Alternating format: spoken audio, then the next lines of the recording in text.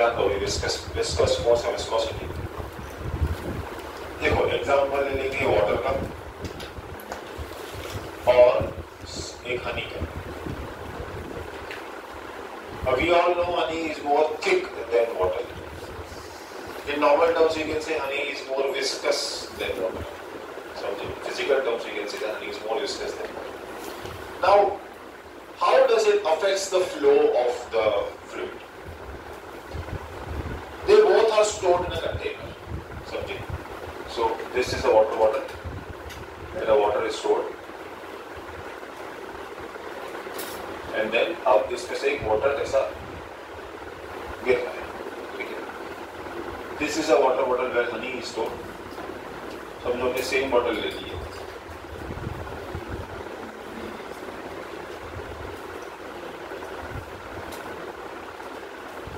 समझो हमने T time लिया दोनों के लिए।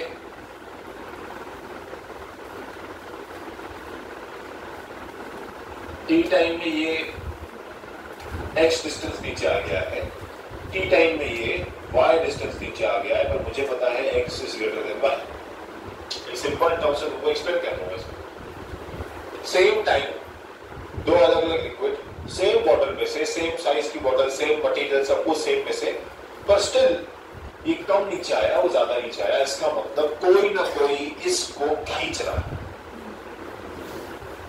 कोई ना कोई इसको जाने से रोक रहा है और ये इसको जाने दे रहा है। समझे? तुम समझो तुम उस ग्रुप में जहाँ पे तुमको बोलते हैं कि यार ये चल रहा है घूमने, तुम बोल रहे हो नहीं आगे जा, तुम्हारी इज्जत नहीं।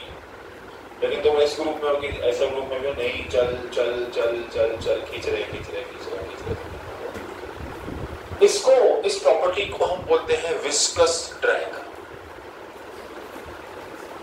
खींचना, विस्कस ड्रैग। और इस पे विस्कोसिटी डिपेंड करती है बहुत सारा। अब ये विस्कस ड्रैग दो फैक्टर पे डिपेंड करता है, दो कॉमन फैक्टर्स। एक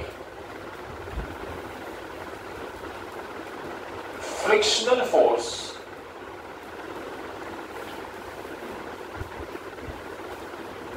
between the molecules of liquid। ये विस्कोसिटी प्योरली लिक्विड के लिए है, गैसेस के लिए विस्कोसिटी ऐसे कैलकुलेट नहीं होती, गैसेस के लिए अलग तरीके से होती है। हम फिलहाल से लिक्विड के लिए कर रहे हैं। Second, frictional force between the molecules of liquid and surface of the container।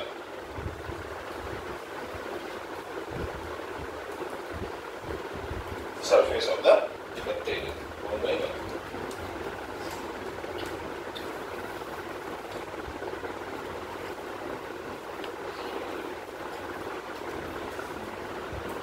समझे?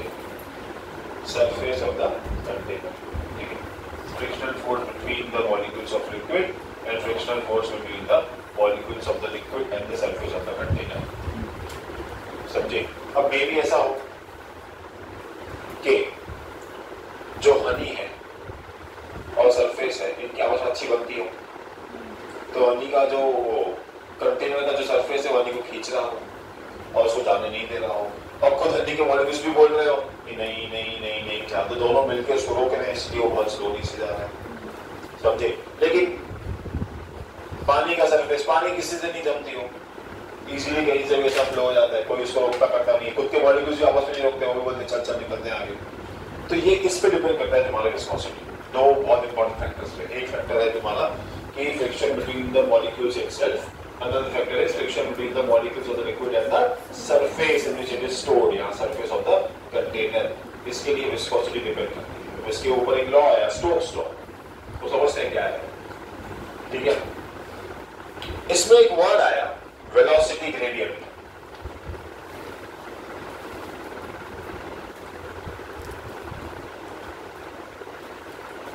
वेलोसिटी ग्रेडियंट समझे? अब वेलोसिटी ग्रेडियंट क्या डिफाइन करते हैं? हमने ग्रेडियंट कहीं पढ़ा है? नहीं unit and dimension unit and dimension बड़ा होगा लेकिन आपको नहीं पता।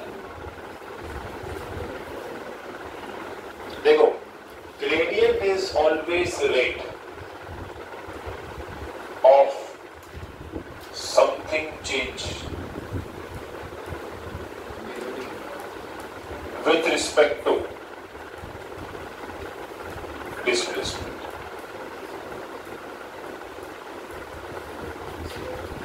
जितना मुझे याद है हमने पोटेंशियल ग्रेडियंट पढ़ा है करंट के चैप्टर में, या ऐसे सुना होगा या देखा होगा।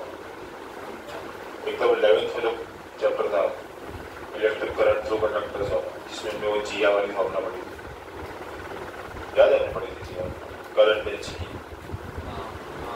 J is equals to I y। ठीक है, anyways velocity gradient is rate of dash change with respect to displacement, यहाँ पर rate of change of velocity होगा, इसको gradient बोलते हैं। मतलब velocity gradient is dv by dx। समझे ये क्या है velocity gradient? gradient का मतलब ये समझे rate of change of any gradient you are studying। Potential पर the rate of change of potential, समझे यहाँ पे विद रिस्पेक्ट टू x, समझे वायर के कितने कितने डिस्टेंस पे हम लोग पोटेंशियल ग्रेडियंट देखेंगे, वेलोसिटी का वेलोसिटी ग्रेडियंट देखेंगे तो v by x। अभी v by x होता क्या है? v by x है बिकॉज ऑफ विस्कस ड्रैग, कब तक उसको खींच पा रहा है। देखो ऐसा होता है कि दवाई सिरप में से धीरे निकलती है, निकलने के बाद फास्ट हो जाती है, समझे। तो velocity gradient inside the container is different, outside the container is different because now there is no communication between the surface and the fluid। यहाँ से जो भी हम बात कर रहे हैं, समझे। हाँ, यहाँ तुम लोग अगर उसको यहीं से निकाल के यहीं पे डाल रहे हो तो अलग हो जाएगा, लेकिन यहाँ से निकाल के यहाँ पे डाल रहे हो अलग हो जाएगा। वो देखते हो दूध वाले ऐसे दूध डालते हैं ऐसा, ऐसा लगता है बहुत फास्ट चल रहा होता, स्लो ही हो, दूध नहीं खत्म भी इतनी देर में होता है। तुम देखो खत्म भी नहीं, तुम यहाँ से उसको दबाओ पैकेट को, यहाँ से दबाओ खत्म होती देर में होता है वो, समझे। खत्म सेम टाइम होता है, खाली क्या उस टाइम पर ग्रेडियंट बढ़ जाता है, इस टाइम पे कम हो जाता है, समझे। उल्टा बोल रहा हूँ, इस टाइम बढ़ जाता है, इस टाइम पे कम हो जाता है, इस टाइम बढ़ जाता है क्योंकि डिस्टेंस बढ़ रहा है ना। तो डिस्टेंस बढ़ रहा है तो ग्रेडियंट कम होगा, डिस्टेंस कम तो ग्रेडियंट बढ़ेगा, रेशियो सेम रहता है उसका, dv by dx हमेशा सेम चलता रहेगा, समझे। तो इसको बोलते हैं वेलोसिटी ग्रेडियंट, समझे। ये आज आता है वन सेंटेंस बोर्ड में भी आया, what is velocity gradient? Rate of change of velocity with respect to displacement is called, rate of change of velocity with respect to change in displacement is called as gradient, velocity gradient. ठीक है, अब इसके coefficient of viscosity की formula बनती है, वो बोलता है viscous force is proportional to area of the container and velocity gradient. तो सीधी सीधी फार्मूला लिख लेते हैं लोग खाली, this is proportional to a dv by dx। Proportionality यहाँ भी कांस्टेंट देते हैं, उस कांस्टेंट का नाम है कोएफिशिएंट ऑफ विस्कोसिटी, तो मतलब उसको ले लेते हैं f n a dv by dx। Formula इसको ऐसे लिखते हैं कि therefore n is f by a dv by dx। Coefficient of viscosity की छोटी सी फार्मूला बनती है, समझे। ये सब थ्योरेटिकली हमारे पास प्रूफ करने भी नहीं है भी, ये सब हम एक्चुअली मोड वाइज ही कर रहे हैं जो भी कर रहे हैं। आई बात समझ में? Proportional to area of the container को बोला है और प्रोपोर्शनल टू वेलोसिटी ग्रेडियंट को बोला है। एरिया वेलोसिटी ग्रेडियंट की हमने dv by dx लिखा, प्रोपोर्शनलिटी से हटाने के लिए मैंने कोएफिशिएंट डाला, कोएफिशिएंट ऑफ विस्कोसिटी बढ़ता है, कोएफिशिएंट ऑफ विस्कोसिटी डालेंगे उसकी फॉर्मूला लिख लेते हैं, समझे। कल यहाँ पे ध्यान देना है, जो तुम्हारी एरिया है, एक्चुअली यहाँ पे एरिया ऑफ द कंटेनर नहीं बोलना चाहिए मतलब, यहाँ पे एरिया ऑफ द कंटेनर नहीं बोलना चाहिए, एरिया ऑफ द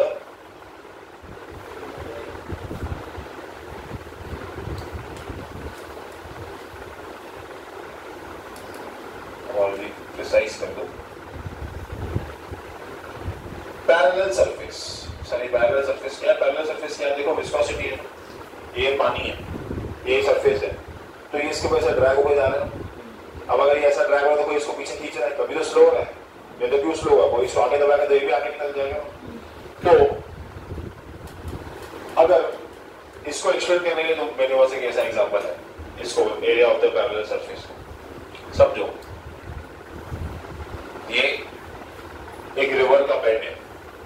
रिवर का बेड में रिवर जहां सोती है वो नहीं, रिवर की कोने, रिवर बेड बोलते हैं इसको इंग्लिश में, रिवर बेड बोलते हैं। अब रिवर का पानी फ्लो होता है, पानी जब फ्लो होता है तो पानी कुछ यूं फ्लो होता है कि यहाँ पे if you see, if the water is flowing at a good speed, water is flowing at a good speed, you still will find the water is very slow here on the bed.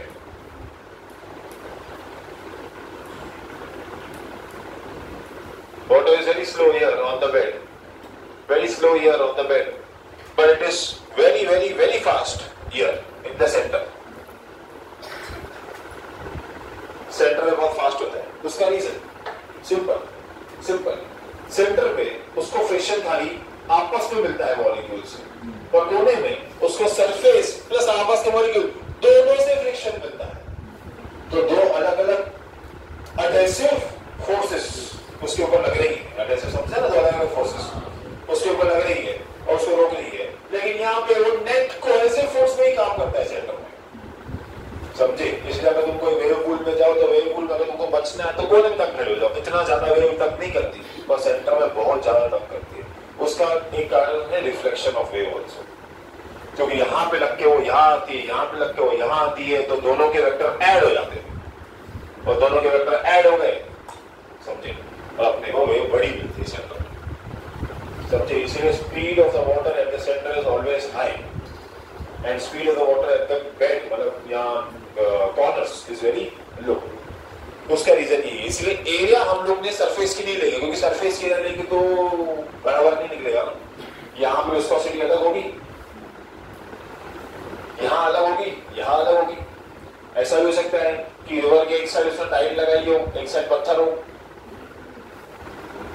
तो उस side पे surface smooth हो गया, इस side पे surface rough हो गया, तो यहाँ पे स्पीड अलग, वहां पे स्पीड अलग, बीच में स्पीड अलग, ऐसा भी हो सकता है। डिपेंड करता है सरफेस इन कांटेक्ट। तो एरिया ऑफ द कंटेनर नहीं बोल के area of the parallel surface which is in contact, मतलब ये जो पैरेलल सरफेस है, नहीं मैंने फ्लो ट्यूब बनाया था अभी, ये एक सरफेस है, दूसरा एक तीसरा, ऐसा इसकी एरिया नहीं, तो ऑलमोस्ट उसको रेक्टेंगल पकड़ते कर देते हैं, समझे, 2D रेक्टेंगल पकड़ते हैं। ये सब चीजें हल्की फुल्की है, कोई आदत नहीं, समझ में आया।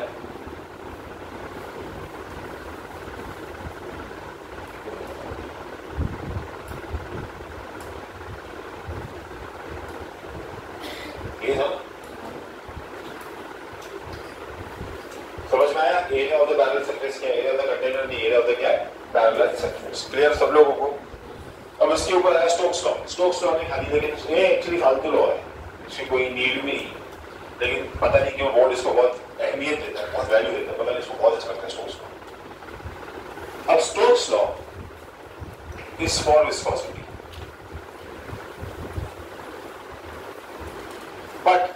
but only for objects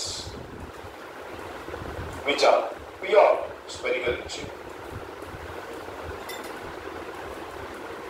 बाकियों के लिए से बोला मैं खाली बॉल के लिए मैं कोई समझ नहीं आता, बाकियों के लिए हमको नहीं पता, और पता नहीं क्यों बोर्ड इसको ले रहा है, बाकी सारे लोग इग्नोर। ठीक है, अब उसने क्या बोला, उसने बोला कि अगर तुम एक कंटेनर लेते हो और उसमें एक विस्कस लिक्विड डालते हो तो उसका कुछ हलचल अंदर ऐसा होगा, लेकिन अंदर तुम एक स्फेरिकल बॉडी डालोगे, स्फेरिकल, उसको स्फेरिकल ही चाहिए।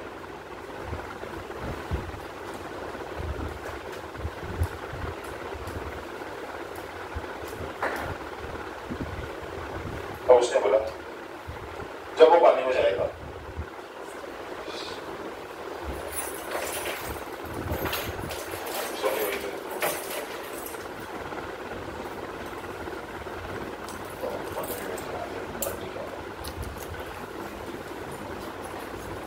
जब वो लिक्विड में जाएगा, विस्कस लिक्विड में जाएगा, तो पहली बात तो नीचे नहीं आएगा इतना जल्दी, क्योंकि नीचे वाला जो लिक्विड है वो थोड़ा मोटा है, तो मोटा है तो उसको सपोर्ट करेगा। समझ में आई बात, सीधी बात है, मोटा है तो सपोर्ट करेगा, पर बॉल ज्यादा मोटा है तो वो ड्रैग होगा, फ्लो नहीं होगा। बात समझे? वो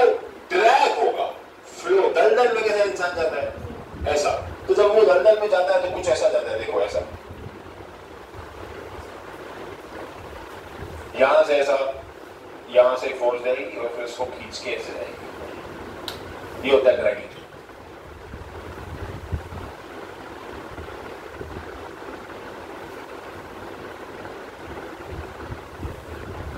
धीरे धीरे ड्रैगिंग कम हो जाएगी क्योंकि सरफेस दूर होते जा रहा है।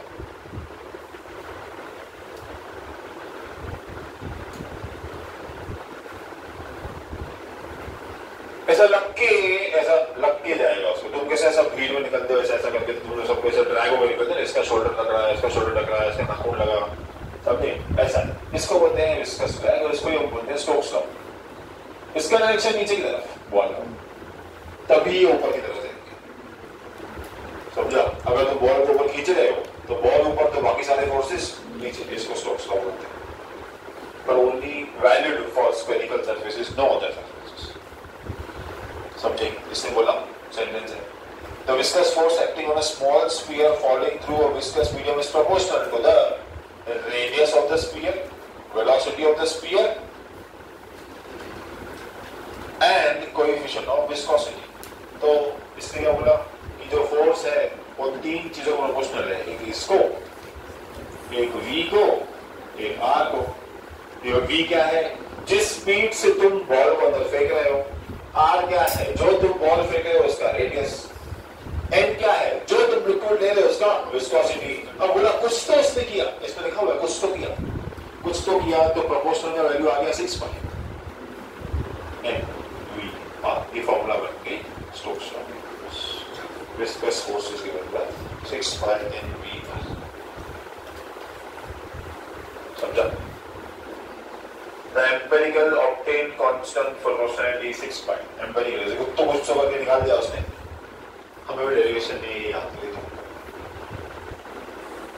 आई समझ में बात? स्टोक्स लॉ क्लियर हो गया? ठीक है, हाँ बराबर, श्योर, चलो। तो ये हो गया स्टोक्स लॉ। ये सब दो मार्क के छोटे-छोटे आंसर है, याद करते जाने। स्टोक्स लॉ 2 मार्क के आता है एग्जाम में। ऊपर से नहीं नीचे तक पूरा लिख के आना तुम लोग को, जो उधर दिया हुआ है इन 1845 से लेके एनालिसिस तक। इसमें फुल स्टॉप भी मिस किया तो तुम्हारी 1 मार्क चली जाएगी। वो बोर्ड तो बहुत पसंद है आंसर बताने की, समझे? कोएफिशिएंट ऑफ विस्कोसिटी देखो तो दिया हुआ है पेज 46 पे, उतना छोटा सा ही है। वेलोसिटी ग्रेडियंट की डेफिनेशन दी हो, देखो इतनी छोटी सी है। फिर विस्कोसिटी तुमको मैंने एक्सप्लेन किया, वो पूरा इसमें है जो मैंने तुमको एक्सप्लेन किया है। क्रिटिकल वेलोसिटी और रेनॉल्ड्स नंबर भी इसके अंदर है ही। स्ट्रीमलाइन फ्लूइड और वेवलेंथ फ्लूइड के बीच के डिस्टिंग्विश इसके बीच में है ही, समझा?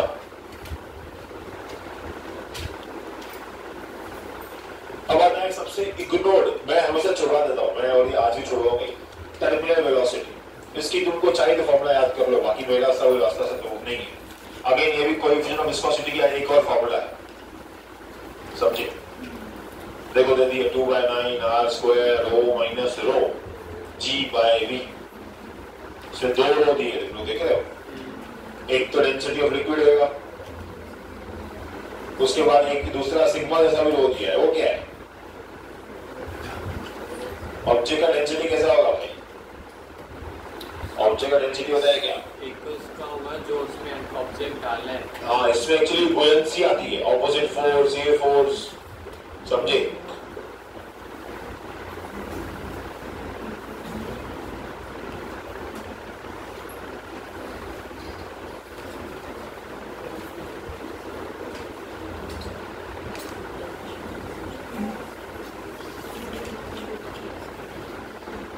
डिफिकल्ट नहीं, इतना दिखता है वो।